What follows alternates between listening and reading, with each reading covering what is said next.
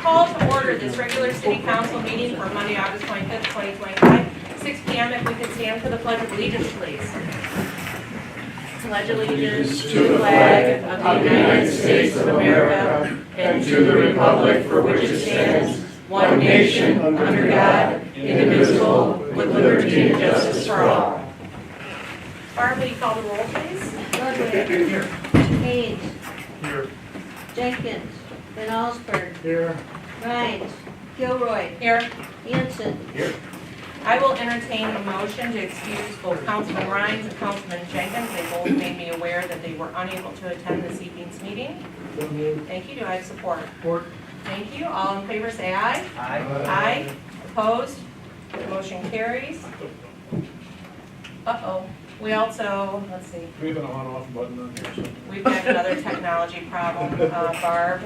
I will keep My laptop has on-off button. it is, right here. Power. Oh. Times gets the best of us, Here, just come back. but it looks like these are up and on.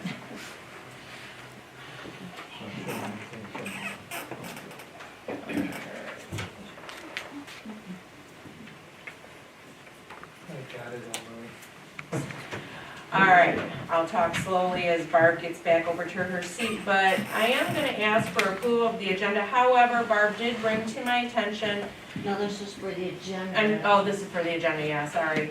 So I'm looking for approval for the agenda as submitted for this evening. Thank you. Do I have support? Support. Thank you. All those in favor say aye. Aye. Opposed? Motion carries. We have an opportunity for audience participation with a maximum of 5 minutes per presentation. If there's somebody that would like to come forward at this time.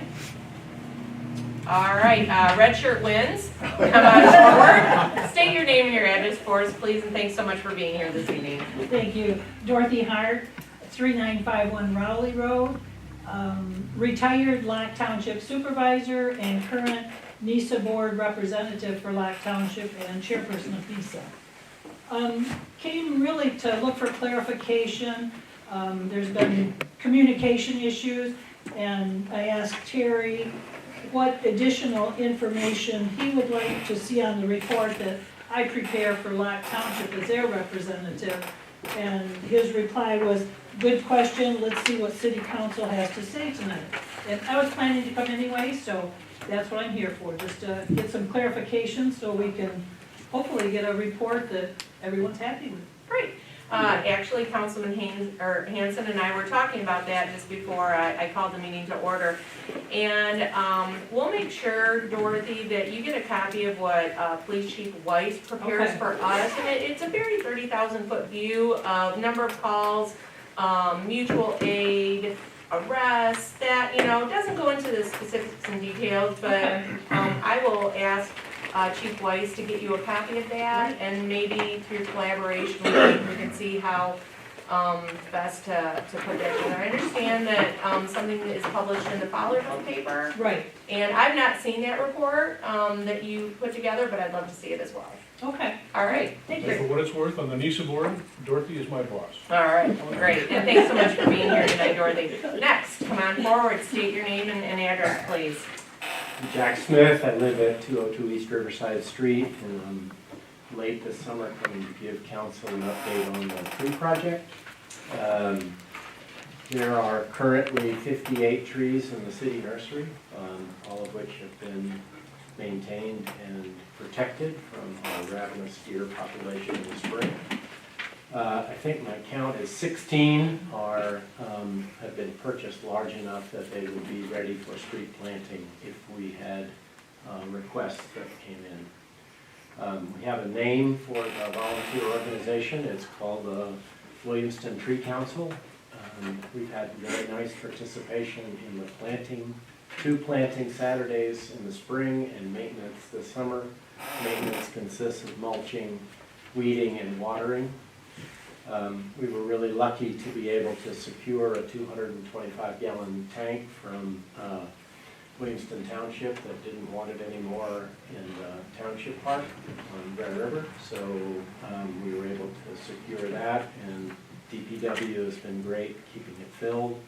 They're cutting the grass We really made a lot of progress this summer on our to-do list. So the two things for the fall that I'll be working with the city manager on, one is to get lined up to make our street inventory, our inventory of existing street trees. That was part of the grant from the DNR. That was a required item. We want municipalities to know what they've got so that they can make good plans about purchasing new trees or getting them ready for planting. The other thing is to decide with city manager Hannafin what the target number of trees ready for planting we need before we go public and offer the city residents a tree for their street median.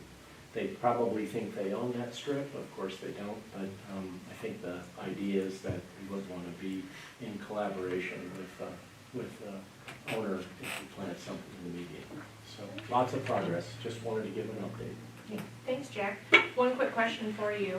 Do you have any concerns about overwintering those new trees? I mean, I know winter in Michigan, you can either have a mild winter or you can have a really harsh winter, but do you feel that the trees that we have over there in the nursery should survive I'm not worried. winter? Our 20 that were in existence before our most recent pretty harsh winter did fine. You get dieback, but rarely do I get a complete loss of a tree, and replacement is always possible. Okay. So I'm hoping we'll have 100% survival, and everything will look good in the springtime. We'll see. All right, great. Thanks for being here.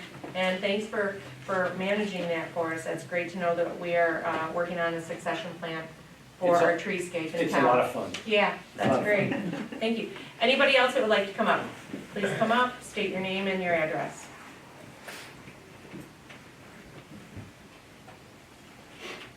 Caroline Canarelli, address 126 Block Street in Willamston Lakes. This is just to put in the last, probably, saying of the golf cart project. We came down to the music last week, and there was no place to park. It was really full, and I noticed that parking lot gets a lot of use from people coming in town to the restaurants and everywhere.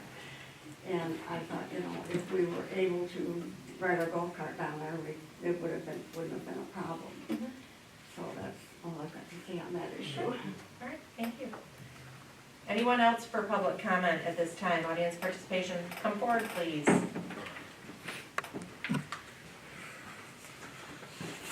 Hello, Hi. my name's Bob Palazzolo, 455 Mill Street. I came down just for a couple things to show my support for the golf carts driving in town. I read, I'm not gonna say it's proposed ordinance, but the ordinance that was included in the packet. I just had a couple comments on that. I live off of Mill Street.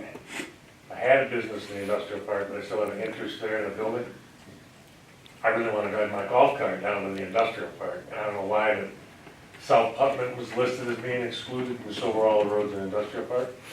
I'm not really sure why, but I wish I knew how to convince the powers that be otherwise. I'd like to be a rider. My dad had driven down there almost every day for 20 years to the industrial park and without incident. So I don't know that it's a hazard of any kind. The other thing in there that I saw was, so I'm talking about Putnam, South Putnam and the industrial park. The other thing I saw in there was a note about not being able to have a passenger 13 years and younger, or under 13. I'm not sure why that was included. I have 4 grandchildren, 13 years old, you know, and younger. I have 4 older, but 4 younger. And I certainly want to be able to take those guys on rides. So I'd like, you know, to take a look at that and figure out what the reasoning is, and, or if we can't make an exception there too. I'm really not sure what the reasoning is. The last thing is just kind of a small thing that happened last year and again this year. I get the water, asking for permission to check water. And it sends a form and it says, bring it down to the city. Well, I brought it last year, and then I got online on the city website. I can't go to any department and get a phone number or an email address except for the clerks or the council members. I was wondering if there's possibly, maybe you might consider putting their phone numbers or the email, because bringing that into the city seems easy enough just to email. So what I did is I left a message there today. I got my water bottle to fill tonight or tomorrow. But you might consider putting that information on the website, just for practical purposes. Alright. That's all I had. All right, thank you. Thanks for being here. Anyone else for audience participation at this time? I actually have a question. Okay. It used to be that this point in time was for items not on the agenda. And yet last week, it was changed to being on the agenda, so I don't know when I'm supposed to speak. This is an open participation. It's audience participation with a maximum of 5 minutes. In the past, it was non-agenda items related, okay? That has since changed. This is an open time to speak. So what is it that you wanted to talk about tonight, Terry? Well, I actually have some questions onto the proposed ordinance for the Okay. golf carts. And I would like answers. Sure. So what I will do is I will let you ask those questions during this discussion item time, Okay, because that's probably more of a relevant time. If you've got questions that you want answered, we'll do our best to do that. But because this is more of an audience participation, open comment, and we don't really engage back in, we're not supposed to, I'll call on you and I'll let you ask those questions during discussion, okay? Okay. Is that fair? you mean now or? No, during discussion items when Oh, golf carts okay. come up on the actual agenda. Okay, Is that because good? that's what I had assumed it would be. Okay. Okay, All right. thank you. Yep, no problem. Anyone else for audience participation at this time?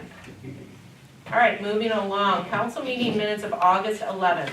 This is where Barb did point out to me that on 9C of the master plan update, I do have two grammar changes. I'm gonna read it, and I would like to ask that we amend our council meeting minutes to reflect this change when I ask for that motion. 9C master plan update, Manager Hannafin reported the planning commission, it should be held, not will hold, but held a public hearing for text amendments. It said September, it should be August, and are working on finalizing the master plan. So, as I ask for that motion to approve the council meeting minutes of August 11th, 2025, I'd like for you to include with changes as noted this evening. I have an additional change. Okay, and what is that? It would follow the paragraph under 9A, following Terry Campbell's comments, and in between that and Mayor Pro Tem. Okay, I'd like to have added that Councilperson Haynes raised a point of order okay, as to the appropriateness of a written letter being read out loud during the points of discussion. all right. And just so you know, Councilman Haynes, I did watch the video of the last council meeting, and I do believe that our city attorney effectively answered that for you, but I will have Yep. it noted in the meeting minutes. So with those two changes, I'm looking for a motion to accept the council meeting minutes of August 11th, 2025 with the changes as submitted. We accept that with changes as shown. Thank you. Thank you both. All those in favor say aye. Aye. Opposed? Motion carries. All right, moving on to accounts payable. Terry, where did the money go? Okay, in today's episode of Where'd All That Money Go? We're looking at $500,000 today, which is a lot of money in my opinion, right? The city spent $100,000 on 2 vehicles, one for the police department, one for DPW. And even though we spent $100,000 on vehicles, city expenses only accounted for 40% of the budget. 60% of the budget was ad valorem taxes, which is to say we went to the Ingham County, whatever, the airport, schools, and so forth. So 60% of our money went to other government organizations.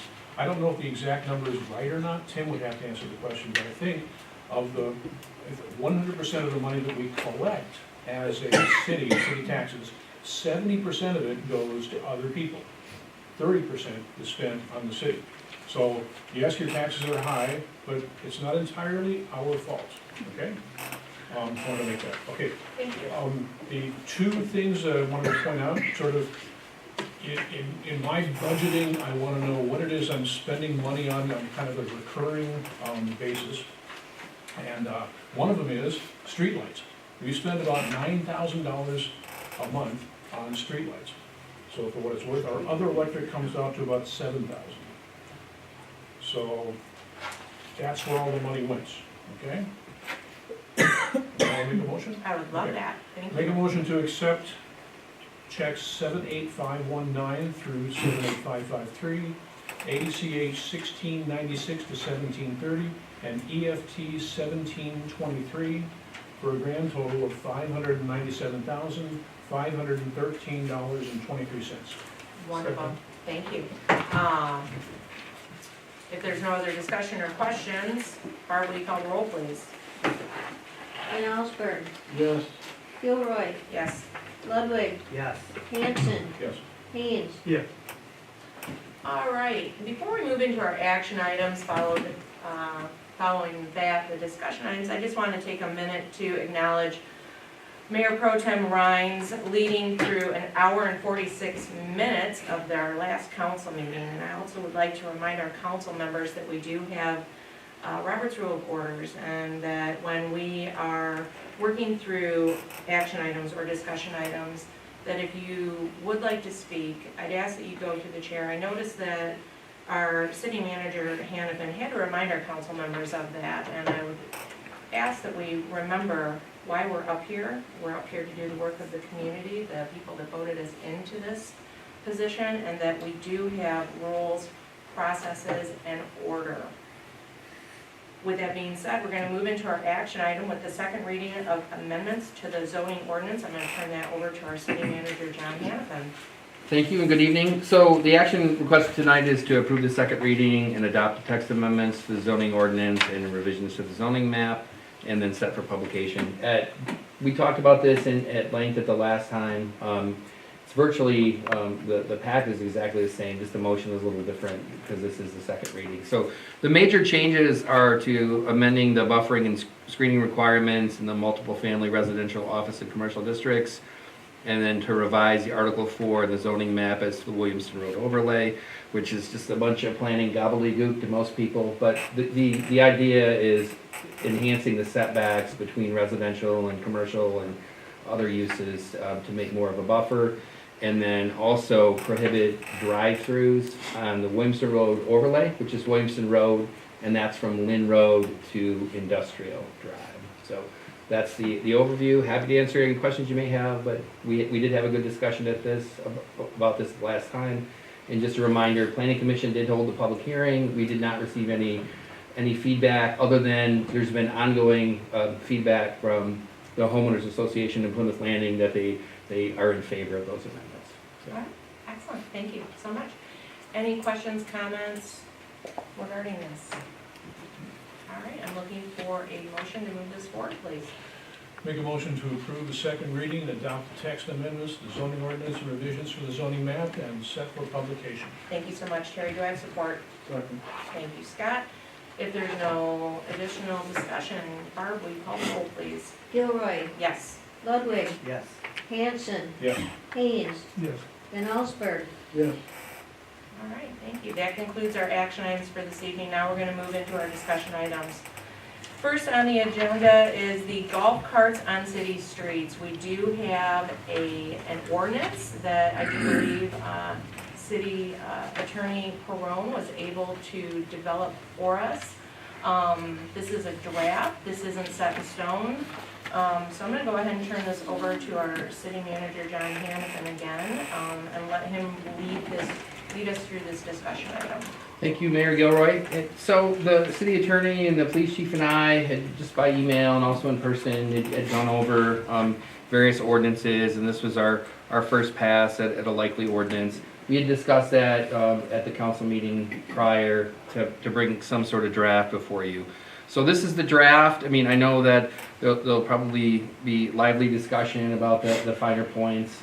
So certainly here to answer any questions you may have about that.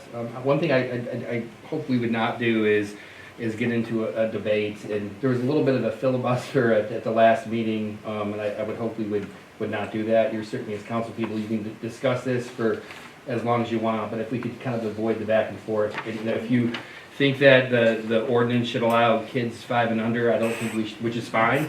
That's your right to do that as council. I don't think we should debate back and forth 13-5, 13-5, that kind of thing. So. All right, so I'll start this off, and again, I want to thank Councilman Rhines for being able to share my thoughts on this, because I feel that it's the right of every council member, whether they are here or not, that we should be able to know what their thoughts are, because this is a discussion topic. It was not anything that was set for a vote. With that being said, I do have comments from Councilman Rhines. He feels that the first draft of this looks good, and Councilman Jenkins would like to see some type of sunset built into this. So, sunset, and that was a part of the discussion during the last council meeting, was that some municipalities, when they wrote their ordinance, created a sunset, meaning that it ran for 2 years or 3 years, and then they reevaluated it to see if it was something they wanted to continue with. In reading through this, I'm in agreement with Jenkins. I do believe that if we're going to do this, we need to probably put this through a pilot phase, a test phase, and then see what happens. I know that there was some discussion of the fact that people have been riding golf carts in town for quite some time without any issues, but I don't feel that is relevant data because we haven't been collecting that data. It's hearsay. We know that people have been riding and we know that they haven't had any issues up until now, but that's not concrete, hard, factual data. It's what people are bringing to us. So I would say that if we were to move forward on this, we start collecting data if we decide to put an ordinance into effect.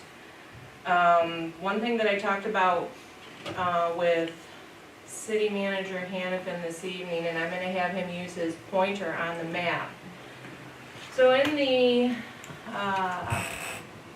the restrictions of travel, it states that nobody can go down South Putnam.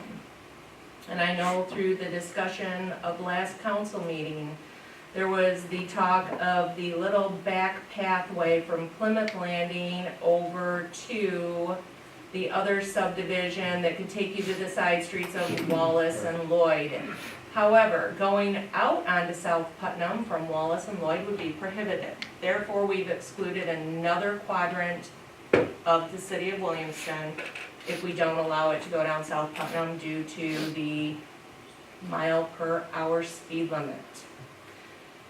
We have the west quadrant of Williamston for Deer Creek. All of the residents from William Street, the mobile home park, and Winding River Drive and Churchill Downs are excluded because they cannot drive a golf cart along the trunk line of M43. What is the speed limit on North Putnam? It's 25. North Putnam, north of the bridge. Mm-hmm. So North and south. what we're in essence doing is we're looking at creating an ordinance for the east side of Williamston. From North Putnam over and on Grand River, south of Grand River, they can cross over those side streets. So we've kind of blocked off half of our community at this point. Am I correct? With speed limit restrictions on South Putnam? Well, just I guess to South Putnam, it's 35. Where does it change over? Industrial Park. Industrial Park. It's 25 here. Yep. So they could then travel on South Putnam if they can get over to Lloyd and Wallace? Correct. Okay, all right. I just wanted clarification on that because when I read that, I thought, well, we're excluding, and I know that we have a gate on that path over there, but. Can I interject Yep, for something? yep, I go ahead. mean, at this point, we're not including or excluding. I mean, again, you know, as staff, it's reading the room, that's part of my job, knowing that there's not a clear consensus for or against. I mean, the directive was to put together an ordinance, and so, I mean, you can view this first pass as law, or you can talk about changes. But as this is written, it would restrict any traffic on South Putnam because that is the most heavily traveled, it is the truck route, and so that was the thought behind that. Okay. The reason for excluding industrial is because currently it's pretty vacant.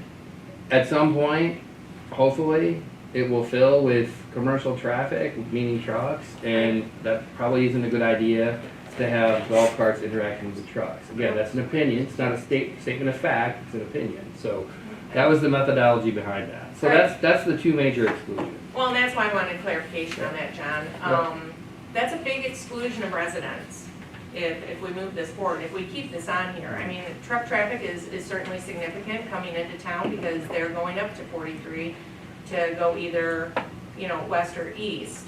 I get it that our neighbors and community that live on Cedar, Fulton, Mill Street, you know, they can cross over Grand River and pretty much maneuver around town. They can cross over South Putnam to get to D&W, but we've got a big chunk of residents that we're excluding. So that's one note that I wanted to bring forward. Also, our residents that live out at Nottingham off of Lynn Road. All of the roads out there are higher than 30 miles per hour, so that would eliminate them going down Lynn Road and each trying to find a path into town. So, you know, I want to point that out, that we're starting to see a lot of residents that aren't going to be able to, you know, take advantage of a golf cart ordinance if we do move forward and put it into place. As far as, and maybe Councilman Crone, you can speak to this, but 13 and younger, was that a prevailing item that you saw in other ordinances from municipalities, or where did that 13 and under come from? What I put into this ordinance was from the city manager and the police chief. Okay. You can do what you want with the ordinance, consistent with state law.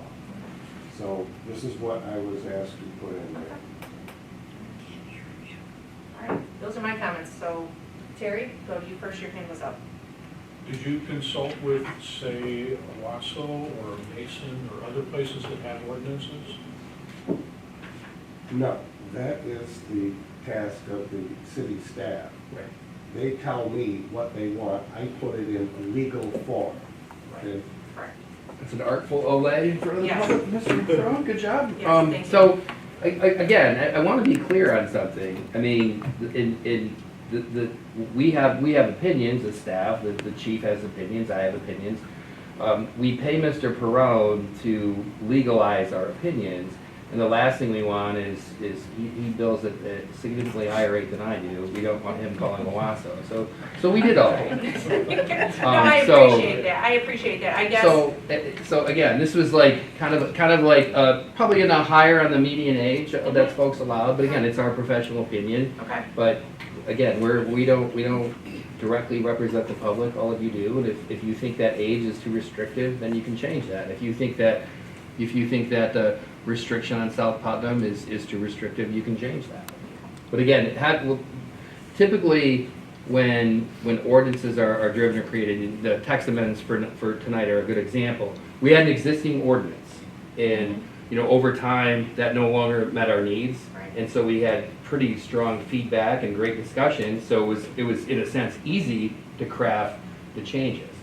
This is like writing an ordinance almost brand new, and you try and take as much feedback you can, and you put your personal opinion into it, professional personal opinion, and you go from there. All right. And this is based on, and Chief, thank you so much for all the safety data that you brought forward too, because I think that's super important for us to understand, as well as our community needs to understand it too. In your opinion, under 13, is that a safety concern? It is, and I came to that that age, because in my summary, looking at statistical data, almost half of injuries on golf carts are for individuals under 19 years of age. Brain injuries are especially common in children and are high as 54%. So I came to that conclusion for that reason. For the second reason is many places, when they adopt this, they adopt the resolution via motor vehicle code. That refers to the restraints that you use on a golf cart refers back to 257.710E, which is a seatbelt law. 710E talks about seatbelts that are commonly used by adults. It refers back to 710D, 257.710D, for the child restraint laws. The child restraint laws talks about children primarily that are under 13 years of age, that they have to be starting at age infant stage in rear-facing booster seats up to age 3. 3 to 5 forward-facing booster seats with internal restraint systems. So I took all that statistical data, referred to the motor vehicle code, and that's where I came up with the inject for children under age 13. Great, thank you very much, I appreciate that, thank you for knowing all those numbers, because we don't. So, all right, Scott? Yeah, so procedurally, I'm trying to understand. So if this ordinance was an action item, and these details in the ordinance that we're saying right now are part of that action item, and someone on the council wanted to alter something in the ordinance, then that would be a one-at-a-time thing where someone would propose a change, that would be voted on to see if they accepted the change, and it would go on like that. Is that accurate? Yep, correct. Okay. If it were an action item, but right now, because we're still in discussion, we can make modifications to this before we bring it back for that final, Right. if we decide. Right, but then how do we agree on the modifications? Well, I think that's what we're here to work through in discussion. I think that, let's talk about this. I mean, we've had a couple, different things brought up. Restrictions for South Putnam Industrial Park, 13 and under. What are your feelings on that? I brought up the fact that we're excluding a big chunk of our community by the restrictions of South Putnam, but I also understand that's because of truck traffic coming into our city, going to Grand River and Industrial Park. Terry? Okay. You started out by saying that we don't have any solid data from our 8 years of our testing. And I just want to contest that, because if there had been a fatality in the last 8 years of somebody on a golf cart, I'm sure we'd know about it. Yes, that If is there true. was a significant medical injury, pretty sure we would know about it. But I agree it's not statistical data per se, but I do think it is valid data that demonstrates that the few people who want to run golf carts around here, they don't do stupid things for the most part. And there haven't been a lot of injuries, and there haven't been huge traffic jams on South Putnam or anything like that. So, I want to contest your. Oh, that's fine, I initial appreciate thing. it. Yes. Good, we don't always get to agree, We right? don't always get to agree, okay. So I think, I agree with the guy back here, the under 13, set it at 5 if you want to, but, that's, 13 that's an unnecessary restriction.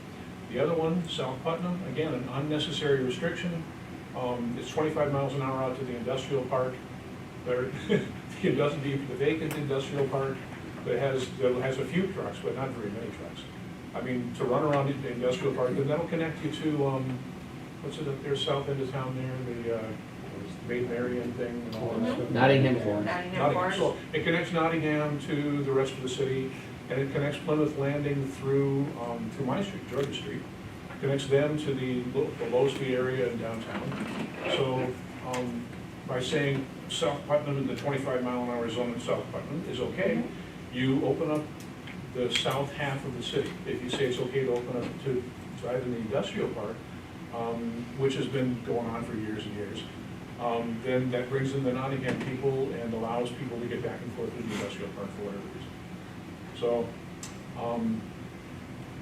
I think those two restrictions that were brought up, I think those are excessively restricted, and that it is valid that we've got years and years of testing what's gonna happen in Williamston if we have golf carts. We tested that question, and we have years and years of data that say, it's okay, Okay. that's all. Thank you, Terry. Other council members? I'm Scott? primarily in agreement with what you're saying. There are really any issues with it. Thank you. All right. John? You know, as far as the issues that have been mentioned thus far, I mean, if it's a question of having an ordinance or not having an ordinance, we're excluding everybody right now. So Right. that, you know, if we were to, you know, certain areas of the city that couldn't be used, at least it's, to me, it's better having the availability for the rest of the city. So I think that's kind of an illogical argument. And the 13-year-old rule, I had that circled also. I see more of the strategy that Chief has expressed with the 13-year-old rule of the ones that have been discussed thus far. Okay. All right, thank you. Tim, you're the last guy that hasn't spoken. Well, I definitely think there needs to be an ordinance, for sure. And I have to agree with the chief on the 13. The statistics don't lie, numbers don't lie. And I think the biggest thing is, are we still gonna be excluding that part of the city? So, I don't know if we're getting any blowback on that. And secondly, reading through everything, and looking at the golf carts, do all golf carts come that we have to follow Michigan law? You know, a lot of these golf carts don't follow Michigan law, so there's gonna have to be a lot of updates on these golf carts, for example, and it's gonna be a little pricey. Sure, absolutely. So I definitely think we need an ordinance. Hold it. Yes, go ahead, Terry. Yes, I told you I would call on you, and please, with your questions. Okay, I'm back to the speed limit in the industrial park. Yep. Something else, because it is 25 miles an hour, there is a way to go through and back there that it will now be able to reach the senior center that has just opened. By Correct. crossing the road. You just go through the industrial park, and people coming down from the hill and stuff, everybody knows that you really have to slow down, start slowing down to 25. So, I think it's a little excessive to exclude the industrial park. Most of those semis that come in right now stay at the beginning. And it's been, 20 years that it's not really changed out there? We can do something different. And the other thing, wasn't it true that at the last meeting, at the tail end, that somebody had called the city of Mason and they have not had any problems with any of their ordinances at all? I believe that it was mentioned that the city of Mason had been contacted. I believe it was Officer Bud that was able to provide that information. And that's great. I'm glad Mason hasn't had any issues, but we're not Mason. And we don't have anything in place. And yes, we've had people driving around, and Terry's absolutely right. Nothing has happened, or else we would know about it. The other thing I would like to bring up, you're talking about certain areas will be excluded, okay? Especially because of the trunk line over by, Pub Nation, and what are those other restaurants there? The little strip mall with a dollar store. By the same token, they would have to drive over here. Me, would have to drive over there instead of taking the golf cart to those areas. So it's kind of an equal weight as to who has to drive and can go on and go at a golf cart. I mean, I would love to be able to just go to Sunnyside, and the dollar store has things there that I can't buy at the hardware or D&W and Pub Nation. You know, I love their Sunday specials and their Wednesday specials. And I would have to drive there to get them. Agreed. So, I think we really need to, and my other question was, I wanted to know who actually drafted this ordinance. So, And that's been answered tonight. yes. Because it really, I'd like to see, if you want to do a trial run, because now, by the time you do these ordinances, we're gonna be into snow. I get that, Terry, but we're not gonna rush through this. I mean, I explained that to you the first Well, meeting that we right, had. but I don't, if the social district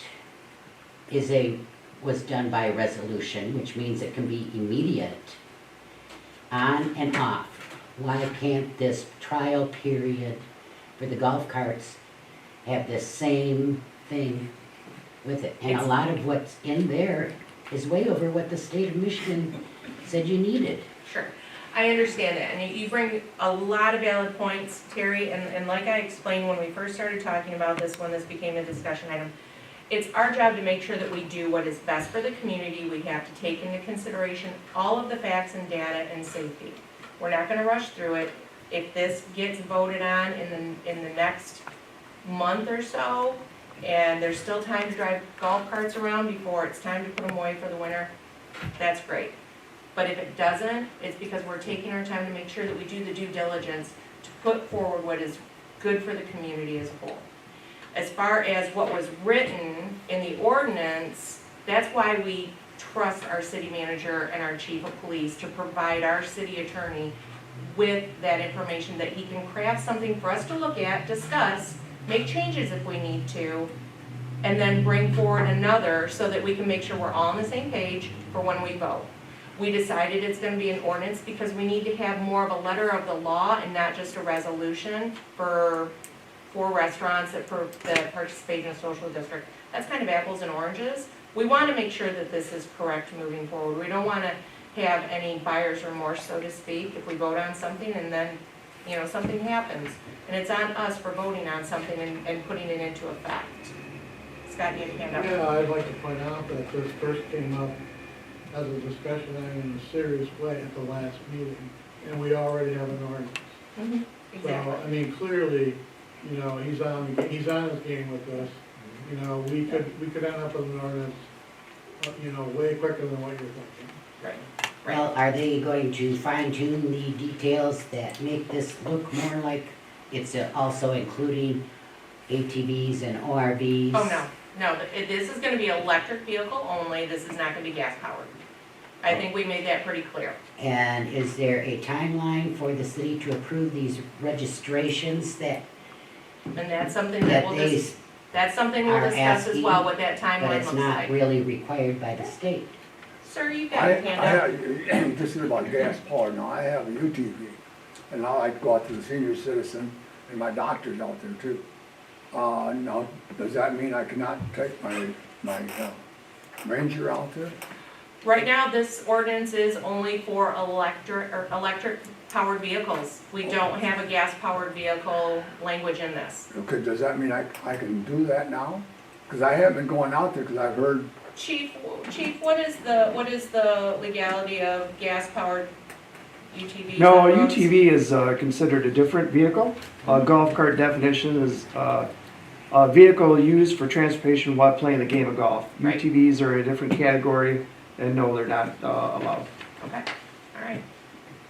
So can I like, because I like to go out to, like over down to Geyers to get some mulch. Sure. And I've been driving around that way, and until I heard that somebody was getting tickets for driving Right. on there, so now I said, oh, I don't want no tickets. Right. I'm 83, it's been a long, I was 16 when I got my last ticket. You don't need any points on your license. From what I understand, sir, from what our chief of police just said, it is not legal to drive your gas powered on the trunk line or in town. And right now, this ordinance in front of us is only for golf carts, which is an electric utility vehicle. Tim, it looks like you wanted to mention something as well. The enabling statute, section 657A of the Michigan Vehicle Code speaks specifically of the operation of golf carts on the city streets. And that was the entire basis for what we're dealing with here.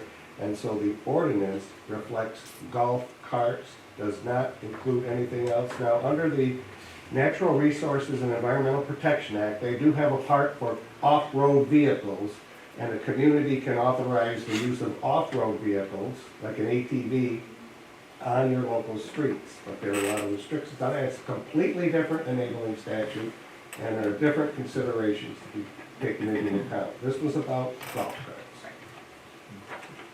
If I remember right, the last packet we had had the ordinance that was adopted by Mason or Owasso, one or the other, I'm not sure.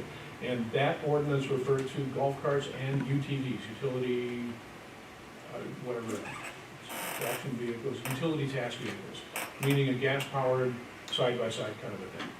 And so that ordinance is very similar to what we read here, and it applied to both golf carts and UTVs.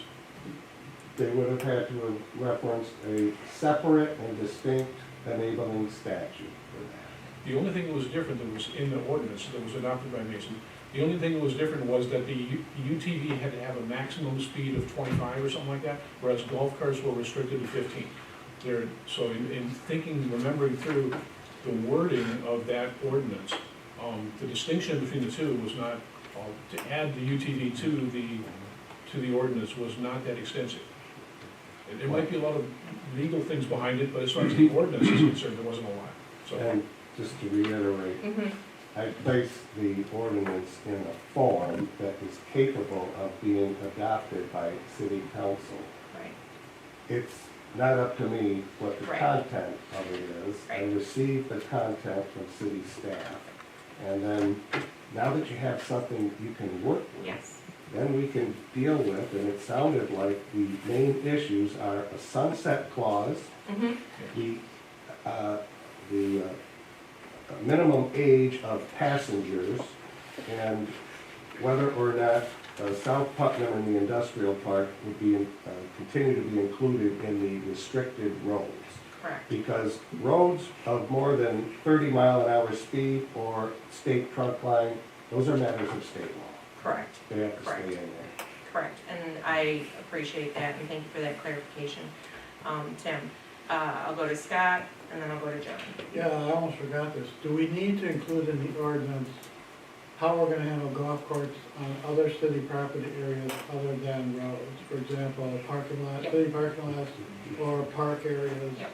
Does that need to be part of it? And I'm gonna ask John to weigh in on that, because what I heard was there was no parking available, but I did see some language in some of the other ordinances that were presented that golf carts were not allowed to park in grassy areas in city parks. And, I think that's wise. yeah, I think with the amount of use that our parks get, with pedestrians of all kinds, kids of all ages, I don't think we want golf carts driving on the non-motorized paths, nor do we want them ripping across the lawn. correct. Right. It's a little bit different if we're gonna be creative with parking. I guess I don't have an issue with that, but we have to be absolutely clear that, it can't be in any of the actual park areas. Correct. Like, I'm not gonna have a lot of heartburn if people park out, like, on that side of the lawn, that doesn't, from the city office, but I don't think we should have people rolling up on the front. Right. I guess that would be one thing that I would want to have included in this ordinance when it comes back for review again is restrictions as far as parking in and around downtown and what that looks like. So if we can add that to it. John, you had your hand up. Yeah, I guess I have one comment, and then I have basically questions for the rest of the thing. This has been a thing with me for a long time on other issues. Under the definition of operator, 18-year-old, I have a very, very strong opinion that if a person could pick up a rifle at 17 and defend our country at 17, he or she should be allowed to drive a golf cart. If a young person at 16 is allowed to have a driver's license at 16, which scares the crap out of me because I've got 2 grandkids coming right up on that, they should be allowed to do the golf cart. I think we should take the age requirement of 18 out, is my opinion on And put in 16? just a valid driver's license. And also, as far as my questions, under roads, the 30 mile, so again, I need to be clear, that's state law, because we have a 35 zone that goes from Brookshire to just shy of Putnam on West Putnam. From the golf course to Putnam is 35, basically, on Church Street. On Church Street, that's township. All the way to Putnam? Just to, is Brookshire included in our, No, it can't be. Brookshire is not a part of Nope. the city. It's just that tiny little one block on Church that comes up to Putnam. That's all, not city, Correct. Mhm. including Golfview? Yep, I'd love for that to be our tax roll. Yeah, I would think so, right. Yeah, and that was the question, so we don't have to worry about 30. No. We don't have to worry, I mean, No. in Williamston, we don't have to worry with the 35. Right, All right. right. The next question with the equipment, is this just law? Because there's some really stringent things in here, the seat belts, the horn, the windshield. Chief, can you answer that as far as the restrictions for the equipment? I can, the equipment requirements are directly in line with state law. Right, so that would say, I would be able, I'm sorry, go ahead, Carrie. In line with state law? Yes. meaning that we are not allowed to say that you don't need a windshield? I took this directly from the state motor vehicle code that allows cities and townships to adopt the ordinance. Now, I'll have to refer to Mr. Corona in legality, but virtually every ordinance that I reviewed from Owasso to Mason to the city of Richmond and 6 others have the same equipment restrictions. Requirements? Yes, Okay. correct. So, I would, yes, If I can, in the ordinance, that there's the citation, like, for example, it's 66-164A, at least 2 headlamps that comply with section 685 of the Michigan Vehicle Code. right, yes. So there's and that does citations for stay where on the there. section. Yep, the citations are on there. I don't think we want to minimize equipment. I mean, let's be honest, it's about our residents being safe. I mean, if you don't want your residents to be safe, that's gonna be on you, but I would rather adhere to what the state of Michigan Vehicle Motor Code has put forth, and we adopt that as the equipment. If it's gonna cost some of our residents something in order to drive their golf carts around, that's on them. I would be amenable to, the ordinance allowing the golf carts on South Putnam in the 25 mile per hour. That way residents that can't come off of Wallace and Lloyd would have access. I don't know yet if I'm okay with going through the industrial park. I know that we don't have a lot of truck traffic in the industrial park, but that's not to say that we won't, right? So that's my feelings on the industrial park, but I am amenable to the 25 mile an hour and reducing that. And we do have the sunset clause as part of what we might change in this, right? So Uh, do it for a year, 2 years, or whatever. What were the typical sunsets that you saw in some of these, the ordinance languages from the other municipalities? What was their test period? I mean, they're all over the map. I Okay. mean, frankly, probably those sunsets are dictated by how much debate they had. I'm sorry, excuse me, I'm gonna call point of order, we're trying to have a meeting here, if you could hold your discussion, please. So I imagine, 6 months isn't really reasonable, because by the time a ordinance was adopted, this would expire like, sometime in probably April or May of next year. So if you're looking for an idea, I mean, that would be stupid, right? They wouldn't be able to, there's no test period, it could be the winter. Right. Well, we have mild winters sometimes. So anywhere from a year to 2 years is reasonable. I think the social district was, I think we did that for 2 years. I would When we say initially a adopted sunset that. of 2 years, and it's no different than an ad hoc committee that we put forward. We always have to, at the end of the 2 years, review it to see if we have met the purpose of it. Chief, in any of the language that you read, because typically golf carts don't run in the winter, did anybody have a, like, April 1st to November 30th, or anything like that, like a They did. period of time? There's a few that had, like you said, April through December 1st. There's a few that had actual language, if there was any inclement weather Okay, that would affect the operation of the golf cart, they're prohibited. okay, So it was kind of across the board. right, Some had actual dates. Well, like the city manager said, our April or March may be very mild, you could ride it. right, But some of the language was, if it was inclement weather such as rain, snow, sleet, that would affect operation and safety. okay. If you could look into that type of information for me. Okay. Tim?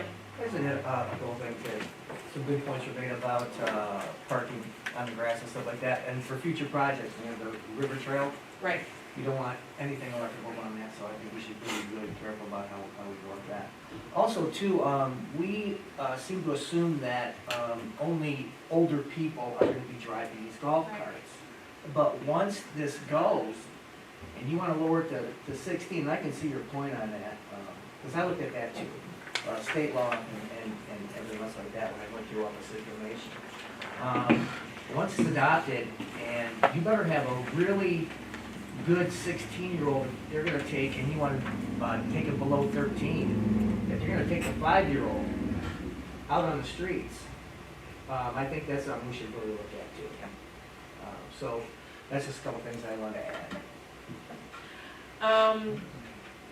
Chief, what is the state law for new drivers 16, when they, I mean, is there anything as far as like passengers in vehicles, stuff like that? There is, it's, and I don't know the exact verbiage, but it's a graduated license where they can only have no passengers under, I think under 16, unless it's parental consent. Okay. So there, yes, there are restrictions, without looking specifically at them. Can you look at those too?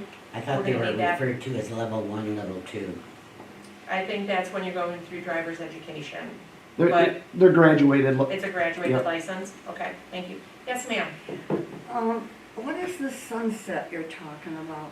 A sunset would mean if we pass this ordinance, we can put a sunset clause that states that once we approve this ordinance, let's say we approve it September 1st of 2025, it will sunset, meaning that ordinance is going to come to an end on September 25th, 2027. And at that time, we would reassess. We would look at new data.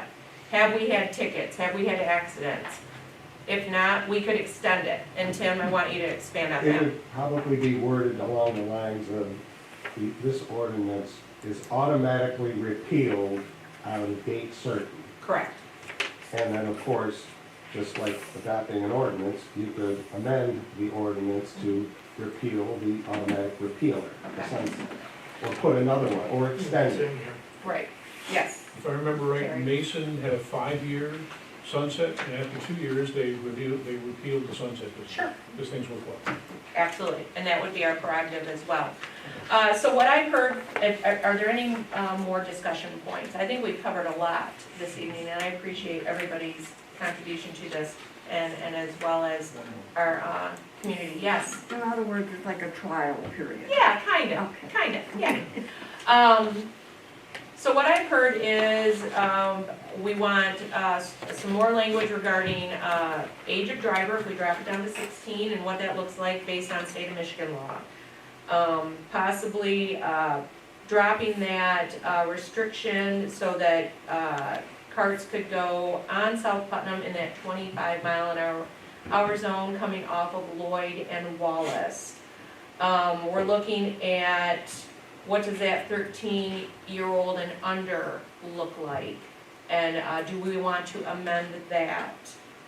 And then industrial park, and I know that we're not gonna be able to get a traffic count of trucks that go in and out of the industrial park, but if the carts aren't on South Putnam at the industrial park, we shouldn't have an issue. And I don't know, I guess I'd wanna How many active businesses do we have in there right now? You can see all of them from South Putnam. Yeah. I John mean, Deere, oh, Bergen, I like, About 5. yeah. Yeah, there's, Is I the like, bus there's barn that still drug over there? place. yeah, Bus barn's still yeah, over yeah, there, so twice we've a got day. bus traffic in and out of Plug there the as well. school 9 months a year. Yeah, okay, all right. That's something I think we should talk more about, industrial park. I don't know if that's a good idea, and I get it. It would, you know, not give people a way to get into town if they And went through to the there. senior but- center. And the senior yes, I center, understand that. and the new, who are those people? I should know, I practically lived there. U of M emergency Forest. thing. Oh, there's a doctor's office over there. Is it? No, it It's is a- one of their new Okay. fast-in emergency Oh, rooms. really? Okay, all right. Yes. Okay. We'll have to give that some more consideration, we'll have to talk about that. I definitely would like our other council members to be able to weigh in at that next, council meeting. So I think, we've got some, text amendments that can be made to that ordinance for us to come back and discuss again, to make sure that we're on the right path for that. Thank you, everyone. Moving along on our discussion items, we have our construction project updates, our master plan, and our main core safety improvements. I'm gonna turn these over to our city manager, John Hannaford. Thank you. All the concrete is poured and cured on High Street, so they're prepping today to pave hopefully tomorrow, and that'll go pretty quickly. So that project should be constructed by the end of the day tomorrow, and then there'll be the pavement markings, the stop bars and the crosswalks and things like that a couple of days. So that project is wrapping up pretty quickly, so that's good. The parking lot out here is done, striped and open for business. The contractor was working on the second part of the depot today. I didn't get down there this afternoon, but I would assume that is complete, because it was just the second half to be done. So that's where we're at with our construction projects.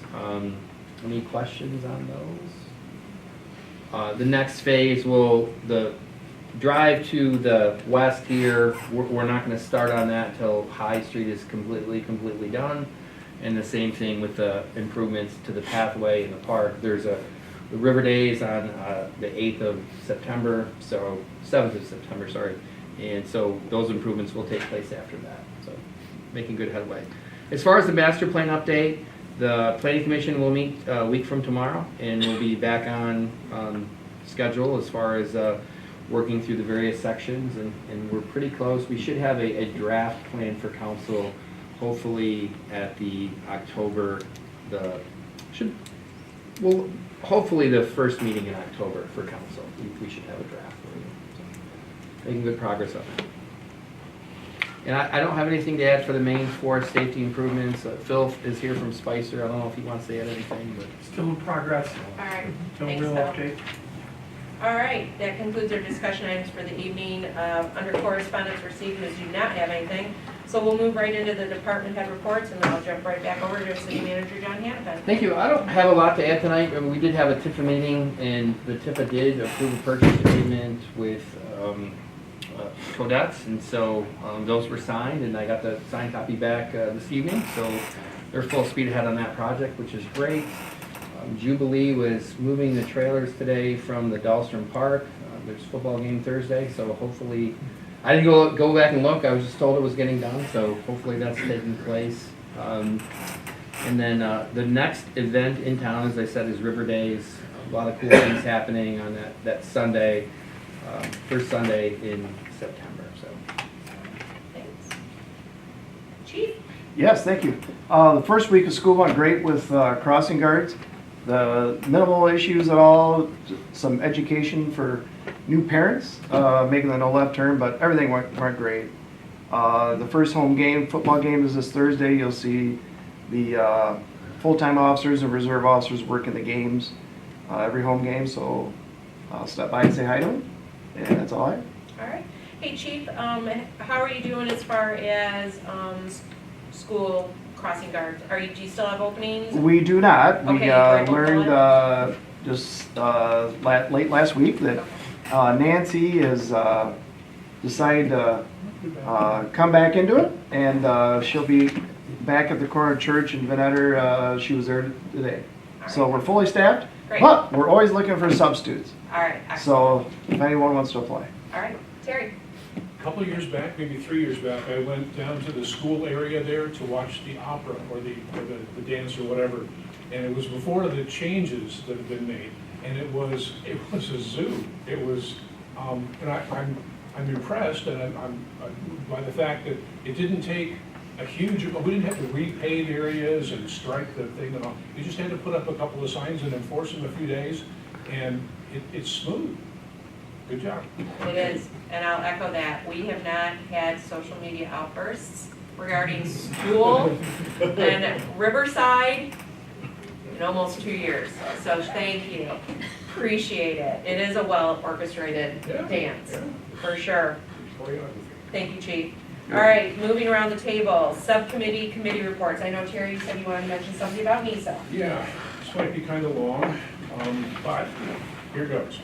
Everybody has a copy of this thing right here. This is the NISA report provided to me by Dorothy, who compiled it from the thing that's put out by NISA, and it comes out in the, this is the Fowlerville News and Views. This is the local newspaper in Fowlerville.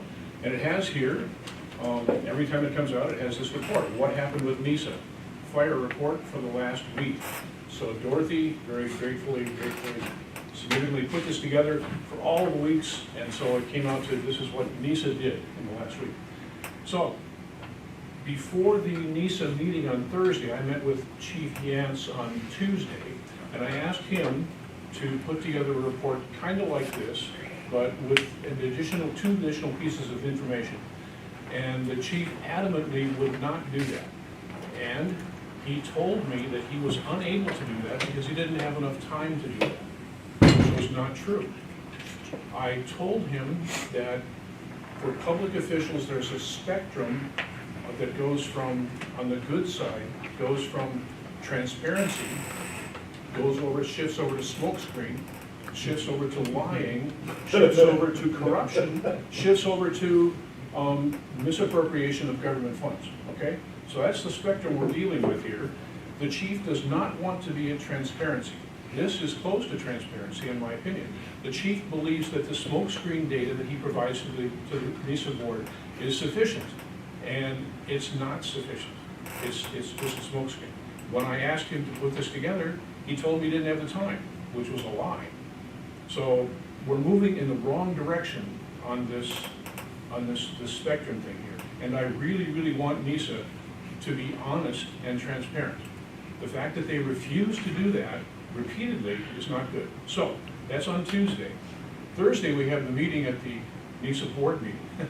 And the board meeting, the board members didn't hardly talk at all. Chief called in all the EMTs, all the full-time uniformed EMTs. So the room, the NISA board meeting, you've probably been in that room, it's a little bit bigger than this. It was full. It was the most full I've ever seen. There's all these people sitting in the back, and I'm wondering, what the heck is this? Well, what it is Chief Yance wanted these guys to show up and talk about how awful it was that I was asking for this information here, and how it was a terrible thing. Most of them came at that as, we don't want this to happen because then I'll be out of a job. That was their approach. I don't want to, I can't be a part-time EMT. I want to be a full-time EMT, so you shouldn't put this thing together right here. So, here's the parallel. 6 months ago, Elon Musk sent an email to all the federal employees saying, tell me the 5 things that you accomplished last week. And the outroar, the outrage, the uproar from the federal employees and bureaucrats convinced all the rest of us that work in the real world that those people are fake. They don't want to tell you what they did last week because they didn't do much. And they caught a lot of money, they catch a lot of money, but they're not willing to tell you what they did with that money. So the conclusion from the average guy in the street was that these people that won't tell you what they accomplished last week, that they're corrupt, that they are lying, that they are not good people. This is not exactly the same as that, but when all the people that are full-time EMTs came to the meeting to tell me about how they're going to lose their jobs if this report becomes public, that tells me that there's something going on there. I'm not willing to say that there's corruption in NISA, I'm not saying that. But I will say that there's a lot of smokescreen and there's a lot of lying. And I think that really, really needs to come to a close. I'm not sure how to accomplish that. It's probably gonna be some sort of board action, and I don't know how that's gonna work out. But that's what happened with NISA. And it was a long meeting, and the board members hardly spoke at all. It was all just EMTs complaining about losing their jobs. Okay? Thank you. Appreciate I it. think that's all I have to say on that, yes. All right, thank you. Anyone else have any meetings they'd like to report out on? All right. We did have a DDA meeting last week. We did recap Dog Days of Summer. It was a fabulous event. It was a very hot Saturday for the dogs, but we had, oh gosh, I would have to say between 45 to 60 dogs that were in McCormick Park doing their little paw walk. We had some great contests, a lot of participation. Village Crafters was there, set up on the north walking path over by the pavilion, so there were some great opportunities to shop a little with the crafters. The pub crawl Friday evening was successful again, so that's something that everybody enjoyed. And it was not just our social district, but it was restaurants outside of the social district. I think there was probably about 6 or 7 that participated Friday evening. So all in all, great event here in town. Again, we'll make some adjustments next year to get those dogs into the park a little bit earlier because it was really hot. That's why they call it the Dog Days of Summer. But all those dogs sure did love our little mini kid pools. They were just plopping in them and everything. I think we had, what would you say, 25 dogs up on stage for the Pup Cup? And it's literally whipped cream in a can for dogs. And so we filled these cups, the owners had to hold the cups, and these dogs went crazy. So that was really fun. It was a good time. Again, John mentioned that we do have some upcoming events. We've got the River Days in September. We're going to do our traditional Halloween October weekend, which will be the 23rd through the 25th of October. We are working on Willamston Winter Wonderland Light Parade, so we'll be getting some information out about that soon. We have Chainsaw in the Park for a 1 day only. That's going to be October 1st weekend on a Saturday. 4th or the 5th, but the first Saturday in First October. Saturday, so we'll have some chainsaw artists again in McCormick Park. So this is, I hope, going to become an annual thing. So lots of good activities that are taking place.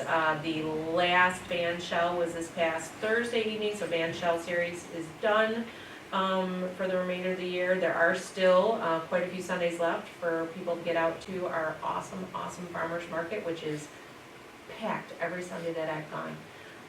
So get out there, great vegetables at our vendors, as well as fresh meats and eggs and fruits and plants and you name it, it's down there. That parking lot is absolutely full of vendors, and it's great to see that. And especially, heading into the end of summer, lots of good activities during the farmers market too. Kids activities, music, art. So kind of winding down summer, but not yet. I'll call on public comment just here in a minute. Any other committees that want to report out? All right, audience participation. If you can stay there. But what did you wanna mention? Well, all these events that you're having in the park, and like you said, the parking lot gets full. Yeah. Back to the golf carts. Sure, I understand. And we can't, the people that are having all their different things going in the park, and they have their vehicles on the lawn, but we can't put the golf carts on the lawn? We're gonna work on it. If they could We're gonna work on discuss it. that, yeah. Thank you. Okay, thank you. Council member comments. Tim, start with you. Oh, I'm sorry. Go ahead, Dorothy. I just want to disagree with just about everything Terry reported. Okay. The smoke screen and lies at NISA, I'm very offended by that. Dorothy, if I might ask, how do you come up with this data right here? And I know we're not getting into a big discussion right now, and maybe it's something you and I chat about, But I'd love to know where this data comes from, and how it gets pulled, or how you put it into the, or how it goes into the newspaper. Okay. I think that's a conversation that needs to be had. That's pretty much how it goes into the newspaper weekly, and I provide it to our board monthly, do the whole month on one Okay. page, so they know what actions NISA has taken in the Okay. different communities. Okay, That's why Locke Township is in bold okay, in that report. all right. Well, thank you, Dorothy, I appreciate it. Any other comments, public comment? All right, council member comments, Tim, I think we had another great discussion on golf carts. thank you. I appreciate your professionalism. And, so I think we have a lot of great things to look at, a lot of great things to discuss. I think it's moving, And just make sure we abide by Michigan law all Right. at the same time. right. All right, Scott, And all set. all right, Gary? Talking to the camera, the mayor is gonna say at the end, be safe, because it's summertime, she always does that. I wanna say, before she says that, I wanna say, be adventurous and be safe. John? No comment. All right. Terry, you get me every meeting, I swear.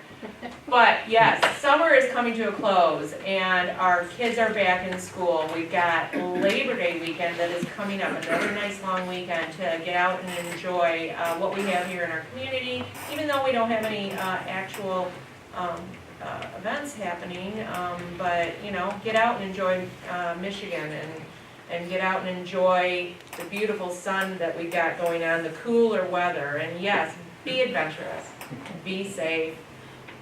I will go ahead and adjourn this evening's meeting at 20 after 7.